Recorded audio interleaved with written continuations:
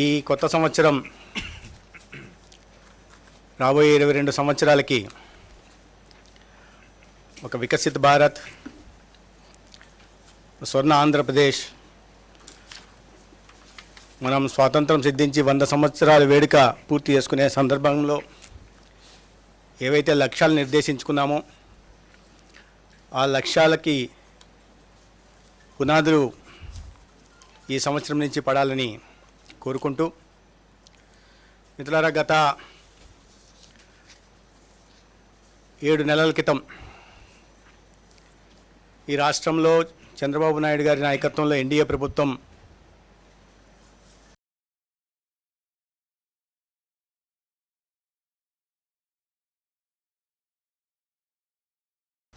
ఏర్పాటైంది. ప్రభుత్వం ఏర్పాటైన నాటి నుండి ఎన్నికల సందర్భంగా ఇచ్చిన హామీ మేరకు అనేక హామీలను నెరవేర్చే కార్యక్రమం జరుగుతోంది. అది ఎన్నికల హామీ కానప్పటికీ ప్రభుత్వ ఉద్యోగులందరికీ కూడా 1వ తేదీ జీతాలు పడుతున్నాయి. క్రమం తప్పకుండా పెన్షన్దారులకు పెన్షన్ అందుతూ ఉంది. ఒకవేళ 1వ తేదీ సెలవు దినం అయితే ఒక రోజు ముందుగానే అందుతూ ఉన్నాయి. రైతులకి ధాన్యం సేకరణ డబ్బులు కానీ, లేదా మహిళలకు ఇచ్చిన హామీ ఉచిత సిలిండర్లు కానీ, లేదా అభివృద్ధి కార్యక్రమాలు పోలవరం కానీ, లేదా పోలవరం కానీ కేంద్ర సహకారంతో పెద్ద ఎత్తున నిధులు రాబట్టడంలో కానీ, అదేవిధంగా ప్రభుత్వ రంగంలో అయిన ఎన్టీపీసీ, బీపీసీఎల్ రిఫైనరీ కోసం పెద్ద ఎత్తున నిధులు, ప్రైవేటు సంస్థల నుంచి కూడా పెద్ద ఎత్తున నిధులు, పరిశ్రమల స్థాపన కోసం ఏర్పాటు మార్గం సుగమం చేస్తూ ఉద్యోగ ఉపాధి అవకాశాలు లభిస్తూ ఉన్నాయి. ఎన్నికల సందర్భంగా ఇచ్చిన మరొక హామీ, ఈ రాష్ట్రంలో ఉంటున్న 1,43,00,000 మంది, 1,43,00,000 కుటుంబాలు అందరికి కూడా 25 లక్షల దాకా యూనివర్సల్ హెల్త్ ఇన్సూరెన్స్ ఇస్తామని చెప్పడం జరిగింది. దాంట్లో అనుగుణంగానే ముఖ్యమంత్రి ఆదేశాల మేరకు సంబంధిత స్టేక్ హోల్డర్స్తో కానీ, ఇన్సూరెన్స్ కంపెనీలతో కానీ మాట్లాడడం, ఎన్టీఆర్ వైద్య సేవలో ఉచితంగా ఈ 1,43,00,000 కుటుంబాలు 4,30,00,000 వ్యక్తులకి, పేదలకి 25 లక్షల దాకా వైద్య సేవ అందించడం కోసం ఒక హైబ్రిడ్ మోడల్ తీసుకురావడం జరిగింది. దీంట్లో ఇన్సూరెన్స్, అదేవిధంగా కేంద్ర ప్రభుత్వం ఆయుష్మాన్ భారత్, రాష్ట్రంలో ఎన్టీఆర్ వైద్య సేవ మూడింటికి అనుసంధానం చేసుకొని రాష్ట్రంలోని పేదలందరికీ ఒక నాణ్యమైన ఉచిత వైద్య సేవలను అందించాలనే లక్ష్యంతో ఈ హైబ్రిడ్ మోడ్ తీసుకురావడం జరిగింది. దీంట్లో ప్రచారం చేస్తున్నట్టుగా 2.5 లక్షల లోపల వైద్య సేవలు ఉండవు, మొత్తం ట్రస్ట్ మోడల్లో నుంచి ఇన్సూరెన్స్ మోడల్లోకి మారిపోతున్న ప్రచారం జరుగుతూ ఉంది. దానివల్ల ప్రజల్లో, ముఖ్యంగా పేదల్లో భయాందోళనలు నెలకొన్నాయి. వాస్తవ పరిస్థితులకు దూరంగా, వాస్తవానికి దూరంగా ఇటువంటి ప్రచారం చేయడం రాజకీయ పార్టీలకు తగదు. నేను విమర్శలకు బోదలుచుకోలేదు. అయితే ఇక్కడ ఈ అనేక స్టేక్ హోల్డర్స్తో మాట్లాడిన తర్వాత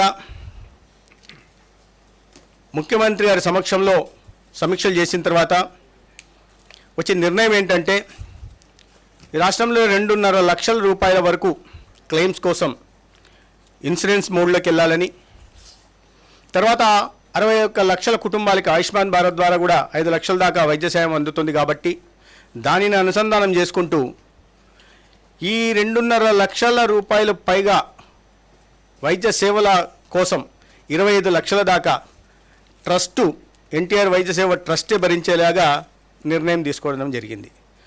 దానికి సూత్రప్రాయంగా గౌరవ ముఖ్యమంత్రి వారు కూడా ఆమోదం తెలిపారు.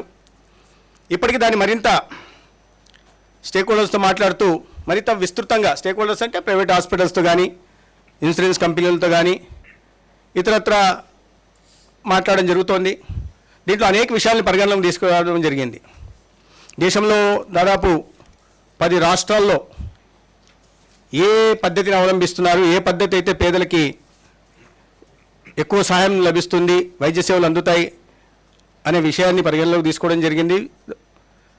వాటిని అన్నింటినీ సమీక్షించిన మీదట హైబ్రిడ్ మోడ్లోకి వెళ్ళాలని, అదేవిధంగా వరల్డ్ హెల్త్ ఆర్గనైజేషన్ కూడా ఈ దేశంలో 6 రాష్ట్రాల్లో నిర్వహించిన సర్వే ప్రకారం ఈ హైబ్రిడ్ మోడ్లో వెళ్తున్న రాష్ట్రాలు, ముఖ్యంగా ఇన్సూరెన్స్ మోడ్లో వెళ్తున్న రాష్ట్రాల్లో క్లెయిమ్స్ ఎక్కువ ఉంటున్నాయని, వైద్య సేవలు ఎక్కువ మంది వినియోగించుకుంటున్నారని చెప్పిన నేపథ్యంలో ఆంధ్రప్రదేశ్ రాష్ట్రంలో కూడా హైబ్రిడ్ మోడ్లోకి వెళ్ళడానికి జరుగుతుంది. దాదాపు గత అనుభవాల్ని గత కొన్ని సంవత్సరాలుగా క్రోడీకరించి సమాచారాన్ని చూస్తే 90% క్లెయిమ్స్ 2.5 లక్షల రూపాయల లోపే ఉంటున్నాయి. వాటిని పరిగణలోకి తీసుకొని 2.5 లక్షల రూపాయల దాకా ఇన్సూరెన్స్ మోడ్లోకి, ఆ పైన 25 లక్షల దాకా ట్రస్ట్ భరించేలాగా నిర్ణయం తీసుకోవడం జరిగింది. దానికి అనుగుణంగా ఇప్పటిదాకా అవలంబిస్తున్న విధానం ఏంటంటే, వైద్య సేవలు అందించిన తర్వాత నెట్వర్క్ హాస్పిటల్కి తర్వాత వెసులుబాటును బట్టి బిల్లులు చెల్లించే పద్ధతి ఉంది. ఇప్పుడు ఆ రకంగా కాకుండా 1,43,00,000 కుటుంబాలకి మొదటగానే ప్రీమియం చెల్లించి వాళ్ళకి ఒక ఆరోగ్య భద్రత కల్పించే ప్రయత్నం కూటమి ప్రభుత్వం చేస్తూ ఉంది. అంటే ముందుగానే ఎటువంటి హేరాఫేరీ లేకుండా, ప్రియాత్ర విషయంలో ఇబ్బందులు లేకుండా, తర్వాత క్లెయిమ్స్ విషయంలో ఇబ్బందులు లేకుండా, డబ్బులు వస్తాయో రావో లేదా పెండింగ్ బిల్లులు ఉన్నాయన్న నేపథ్యంలో నెట్వర్క్ హాస్పిటల్ ఇబ్బంది పెట్టకుండా ఈ రకంగా ముందుగానే ప్రీమియం చెల్లించి నిరంతరంగా నిరాటంకంగా వైద్య సేవలను పేదలకు అందించే ప్రయత్నం చేస్తున్నాం. ఏ రకంగా దీనికి నిరంతరంగా నిరాటంకంగా కొనసాగుతుందంటే, ఇప్పుడు ఇస్తున్న ప్రీ ఆథరైజేషన్, ఇప్పుడు ప్రస్తుతం పాటిస్తున్న పద్ధతిలో ప్రీ ఆథరైజేషన్ కోసం 24 గంటలు పడుతోంది. మేము దాన్ని ఇన్సూరెన్స్ కంపెనీలతో మారిన తర్వాత 6 గంటల్లోపే ప్రీ ఆథరైజేషన్ ఇవ్వాల్సిందిగా వారికి కోరడం పెడుతుంది. అదే నియమావళిలో నిబంధనలు కూడా చేరుస్తున్నాం. RFPలో కూడా అదే విషయాన్ని కూడా ప్రస్తావిస్తున్నాం. దానికి అనుగుణంగానే టెండర్ డాక్యుమెంట్ కూడా పిలవడం జరుగుతుంది. తర్వాత క్విక్కర్ డిస్బర్సల్స్ కూడా ఉంటాయి. నేను ముందుగా చెప్పినట్టు నెట్వర్క్ హాస్పిటల్ ముందే ఆలోచన లేకుండా ఇస్తారో లేదో అని కాకుండా ఇబ్బంది పెట్టకుండా పేదలకి ముందుగానే ప్రీమియం చెల్లిస్తున్నాం కాబట్టి ఇవ్వాల్సిన మొత్తాన్ని ముందుగా ఇన్సూరెన్స్ కంపెనీకి ఇచ్చేస్తున్నాం కాబట్టి త్వరితగతిన డిస్పర్సల్ కూడా ఉంటుంది. కాబట్టి నెట్వర్క్ హాస్పిటల్కి కూడా దాని కారణంగా తొందరగా చెల్లింపులు జరుగుతాయి. కాబట్టి వాళ్ళు ఎక్కడ కూడా పేషెంట్లను ఇబ్బంది పెట్టే ప్రయత్నం చేసే అవకాశం ఉండదు. తర్వాత ఇప్పటిదాకా ప్యానెల్ డాక్టర్స్ కేవలం రాష్ట్రానికి సంబంధించిన ప్యానెల్ డాక్టర్సే ఉన్నారు. అయితే ఇన్సూరెన్స్ కంపెనీలకి ఏ కంపెనీ అయితే ఈ టెండర్లో వస్తుందో వాళ్ళకి డాక్టర్లు ఉంటారు. కాబట్టి ఎక్కడైనా ప్యానెల్ డాక్టర్లని ఎవరైనా ప్యానెల్ డాక్టర్లు కూడా ఈ కేసులు అప్రూవల్ ఇవ్వడానికి అవకాశం ఉంది. కాబట్టి దాని కారణంగా పేదలకి లాభం జరుగుతుంది. దానివల్ల కారణంగా ఎఫిషియన్సీ కానీ, క్విక్కర్ పిఆర్స్ కానీ, క్విక్కర్ క్లెయిమ్స్ కానీ, ప్రాసెసింగ్ కానీ మెయిన్ బేస్డ్ హాస్పిటల్కి రోగులకు కూడా ఉంటుంది. తర్వాత క్లెయిమ్స్ రిజెక్షన్ కూడా ఎక్కడైనా ఏ కారణం చేతైనా ఇన్సూరెన్స్ కంపెనీ ద్వారా కానీ లేదా హాస్పిటల్లో కానీ క్లెయిమ్స్ రిజెక్షన్ జరిగితే అప్పీల్ పోయే విధంగా కూడా నిబంధనలు చేరుస్తున్నాం. డిస్ట్రిక్ట్ కమిటీ కానీ స్టేట్ కమిటీ కానీ అప్పీల్ వెళ్ళడానికి అవకాశం ఉంది. కాబట్టి పేదలకు అన్యాయం చేయకుండా పూర్తి ప్రొటెక్షన్ ఇచ్చే ప్రయత్నం దీనివల్ల చేస్తున్నాం. ఫ్రాడ్ డిటెక్షన్ కూడా పెరుగుతుంది. మేము ఇప్పుడు నోటీస్ చేసింది ఏంటంటే, గత 5 సంవత్సరాలని చూస్తే అనేక రకాల ఫ్రాడ్లు జరిగాయి. అంటే ఒక హాస్పిటల్ క్రెడెన్షియల్ తీసుకొని ఇంకో హాస్పిటల్లో క్లెయిమ్స్ చేయడం, హాస్పిటల్లో చేయడం, ఒకే డాక్టర్ ఒకే సమయంలో 3 నుంచి 4 సర్జరీలు చేయడం, ఇతర అనేక రకాలైన ఇర్రెగ్యులారిటీస్ అవకతవకలు కనిపించాయి. ఈ ఫ్రాడ్ డిటెక్షన్ అవకాశం ఉంది. ఫ్రాడ్లు చేయకుండా, ఫ్రాడ్లకు అవకాశం లేకుండా, ప్రజాధనం దుర్వినియోగం కాకుండా ఒక జవాబుదారీతనంతో కూడిన పర్యవేక్షణ కొనసాగించే అవకాశం ఉంది. దీంట్లో టెక్నాలజీని కూడా వాడుకొని ఏఐ డ్రివన్ అనలిటిక్స్ కూడా వాడుకొని దీన్ని మరింత పటిష్టం చేసే ప్రయత్నం చేస్తున్నాం. దానికోసం అంటే దీంట్లో పిఎంజేఏ ప్రధానమంత్రి జన ఆరోగ్య యోజనలో ఏదైతే వాళ్ళు స్టేట్ యాంటీ ఫ్రాడ్ యూనిట్ని పెట్టారో అదేవిధంగా మేము ఒక మోడర్న్ ఇంటెలిజెన్స్ ఆర్టిఫిషియల్ ఇంటెలిజెన్స్ని పెట్టుకుని ఒక మోడర్న్ హెల్త్ అనలిటిక్స్ కూడా ఏర్పాటు చేసే ప్రయత్నం చేస్తున్నాం. ఈ రకంగా పేదలకు ఒక నిరంతరంగా నిరాటంకంగా వైద్య సేవలు అందించే ప్రయత్నం చేస్తున్నాం. అయితే విమర్శలు వస్తూ ఉన్నాయి. మరి అంటే అబద్ధాలనే ఆలంబనగా చేసుకొని పాలన సాగించిన గత ప్రభుత్వం ప్రజలు అటువంటి తీర్పు ఇచ్చిన తర్వాత కూడా ఆత్మపరిశీలన చేసుకోకుండా మళ్ళీ అదే అబద్ధాలని మళ్ళీ పదే వల్లిస్తూ ఒక గోబెల్స్ ప్రచారం చేసి పేదల్లో చాలామంది నిరక్షరాస్యులు ఉంటారు, వాళ్ళందరూ ఇబ్బందులు పడే పరిస్థితి ఉంది. చిన్న ఒక ఇదేంటంటే ఈ ప్రభుత్వం వచ్చిన తర్వాత కూటమి ప్రభుత్వం ఈ ఆర్థిక సంవత్సరానికి బడ్జెట్ని ఎప్పుడూ రాష్ట్ర చరిత్రలో లేని విధంగా 18,500 కోట్లకు తీసుకెళ్ళింది. ఎన్టీఆర్ వైద్య సేవకి 4,000 కోట్లు కేటాయించడం జరిగింది.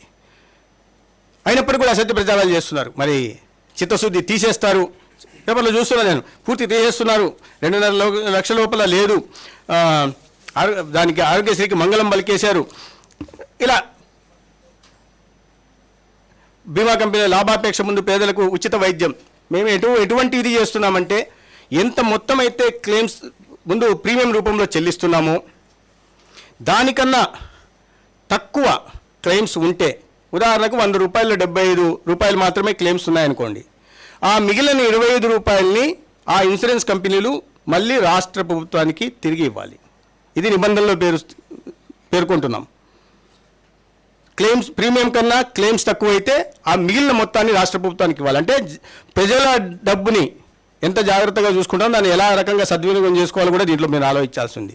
అదేవిధంగా 100 రూపాయల ప్రీమియంకి 115 రూపాయలు అయింది అనుకుందాం క్లెయిమ్స్, రాష్ట్ర ప్రభుత్వానికి ఏ బాధ్యత లేదు, తిరిగి మేము ఇన్సూరెన్స్ కంపెనీ కట్టాల్సిన అవసరం లేదు, అది కూడా నిబంధనలో చేరుస్తున్నాం. దానికన్నా అదనంగా ఏదన్నా ఉంటేనే అప్పుడు రాష్ట్ర ప్రభుత్వము ఇన్సూరెన్స్ కంపెనీలు 50-50 చెల్లించాల్సిందిగా కూడా నిబంధనలు పేర్కొంటాం. ఏ రకంగా చూసినా కూడా ప్రజాధనాన్ని దుర్వినియోగం కాకుండా సద్వినియోగం చేసే దిశగా ప్రయత్నాలు తీసుకుంటా ఉన్నాం. ఇక గత ప్రభుత్వం చాలా మాటలు మాత్రం కోటలు దాటాయి, చేతలు మాత్రం ఇంటి ముందర కాలంలో పడ్డట్టు ఆ చందంగా ఉంది. 5 సంవత్సరాల్లో మొత్తం ఖర్చు చేసిన మొత్తం గత ప్రభుత్వం 9,942 ఆరోగ్యశ్రీ కింద కాదని చెప్పమనండి. గత ముఖ్యమంత్రి గారు కానీ 9,942 కోట్లు ఆరోగ్యశ్రీ కింద ఖర్చు పెట్టారు. అంటే సగటున సంవత్సరానికి 1,988 కోట్ల 41 లక్షలు 5 సంవత్సరాల పాటు సగటున ఖర్చు పెట్టారు. మా కూటమి ప్రభుత్వం ఇవాళ 4,000 కోట్లు కేటాయించింది. మాకు వారసత్వంగా అధికారంలోకి మేము జూన్ 4 పార్టీ ప్రభుత్వం అధికారంలోకి వచ్చేసరికి 2,225 కోట్లు బకాయిలు ఉన్నాయి. ఆరోగ్యశ్రీ కింద చెల్లించాల్సిన బకాయిలు వారసత్వంగా ఇచ్చి వెళ్ళినవి. ఖర్చు పెట్టిందేమో 942 కోట్లే, సగటున 1,988 కోట్లే. దాంట్లో కూడా మళ్ళా ఆయుష్మాన్ భారత్ కింద పిఎంజేవై కింద వచ్చే కొద్దిగా మొత్తం ఉంది.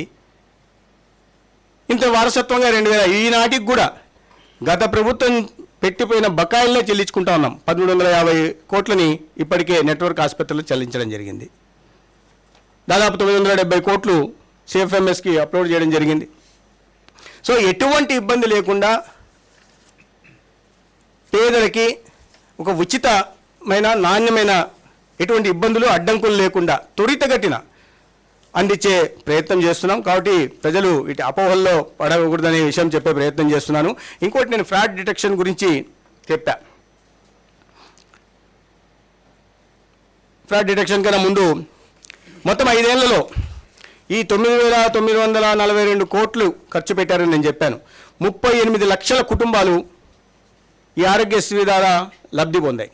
అంటే సగటున సంవత్సరానికి మొత్తం 5 ఏళ్ళకి కలిపి 38 లక్షల కుటుంబాలు, అంటే సగటున సంవత్సరానికి 7,60,000 కుటుంబాలు ఆరోగ్యశ్రీ కారణంగా లబ్ధి పొందాయి. ఇప్పుడు మీరు చూస్తే జూన్ 6వ తేదీ నుంచి 31 డిసెంబర్ దాకా అంటే దాదాపు 7 నెలల కాలానికి ఎన్టీఆర్ వైద్య సేవ ద్వారా లబ్ధి పొందిన కుటుంబాలు 7,61,000.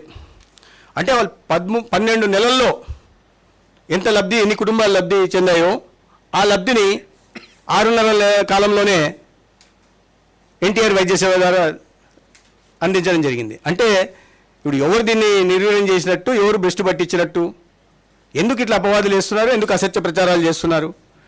తర్వాత ఫ్రాడ్ డిటెక్షన్ కూడా చెప్పాను.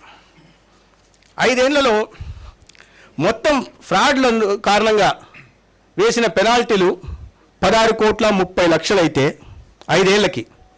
మేము వచ్చి చూసిన తర్వాత విపరీతమైన ఫ్రాడ్లు ఉన్నాయి. అవి వందిమాగద ఆసుపత్రులా ఇంకోటా నేను దానిలో పోదలుచుకోలే. గత 5 సంవత్సరాలు దాదాపు 570 ఆసుపత్రులు ఎంపానల్ చేశారు. దాంట్లో హ్యాబిచువల్ అఫెండర్స్ ఉన్నారు. పదే పదే పెనాల్టీలు వేసినప్పుడు కూడా తప్పులు చేసినాయి. పెనాల్టీలు వేసిందే 16 కోట్లు, దాంట్లో వసూలు చేసింది 1%, రికవరీ 1% కూడా లేదంటే మీరు ఆశ్చర్యపోతారు. ఇప్పుడు ఈ 7 నెలల కాలంలో ఇన్ని అవకతవకలు జరుగుతున్నాయి, అక్రమాలు జరుగుతున్నాయి కాబట్టి వాటిని వరుసగా గుర్తించడం